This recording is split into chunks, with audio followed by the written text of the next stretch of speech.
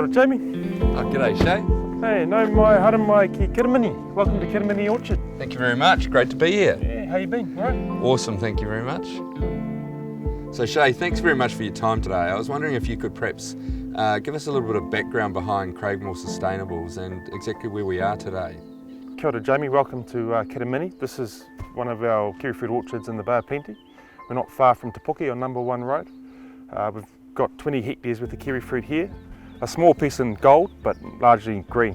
So what about the wider Craigmore Sustainables business? Can you give us a bit of background behind that? Yeah, of course. We started off with the philosophy of diversification. We didn't want to go down one path. So Craigmore is across apples, pumpkins into Asia, kiwifruit of course, avocados. We're just starting avocados. We're looking at a hop business at the moment, and as well as dairying. And we've also done a bit of forestry over the years as well. So Craigmore has always tried to capture the best parts of the New Zealand agri sector and forestry sector. You obviously decided this was a key factor for the business earlier on. What was the why behind diversification? Good question. 2 reasons. Everyone likes the numbers, so we'll start with that one first. As we know, wholesale food and fibre prices are pretty volatile. Kiwis export, and volatile commodity prices are one of the biggest challenges that we face as farmers and foresters in New Zealand. So recognising that, Craigmore was set up in part to establish a business which was diversified in a way that we could manage the downturn. And that's the common sense reason for diversification that most people think about. On the other hand, there's a risk of high commodity prices, and we've seen that throughout New Zealand's history, that when the milk price booms, all of a sudden we go and convert a whole lot of land into dairy. When the forestry price booms, all of a sudden trees pop up everywhere. One of the downsides of high commodity prices is that we end up with land use which is maybe inappropriate for the type of land. And so by having a diversified business right from the get-go, we were able to turn up to a piece of whenua, see it for what it is, not for what the commodity prices are telling us it should be, and put in place a land use which reflects that specific whenua. The surrounding streams, the contour, the climate, the soil fertility. Every bit of whenua has 1 or 2 crops which it's more suited towards. So rather than being defined by the milk price having to be up around $8 this year, we're focused on what's right for the whenua. And you can only do that when you've got experience in multiple crop types. And so that's really the real reason why we diversify, so that we can put in place the right use on the right piece of land. For the average farmer that's sitting out there thinking about diversification, what's your bit of advice as to how should they go about it? I think there's three things. Commitment. Don't underestimate the commitment that it takes. You're basically learning a whole new thing. But when you go somewhere else, into someone else's game, it's incredibly hard, and you need to be committed.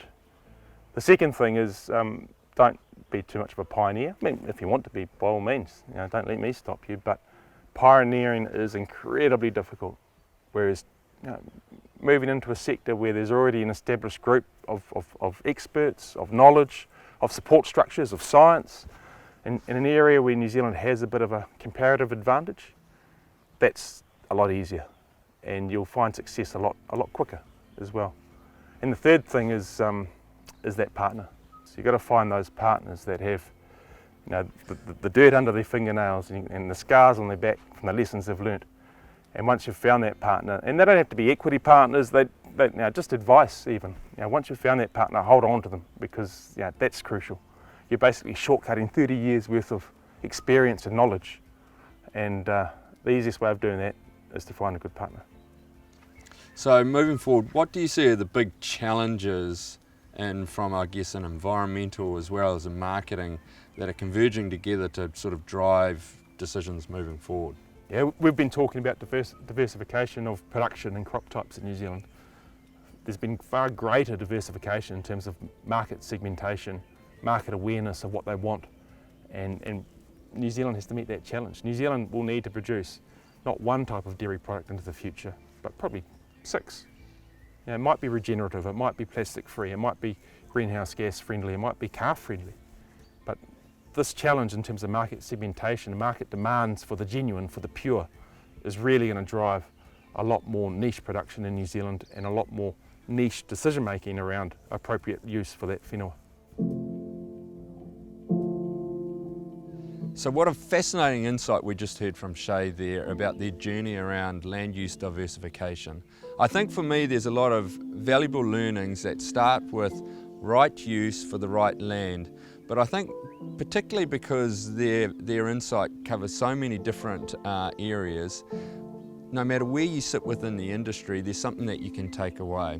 It's about making sure you have the right partners, you get great advice, and you start to think about that long-term implications. So not just what are the commodity prices now, but what are they going to be over the long-term future.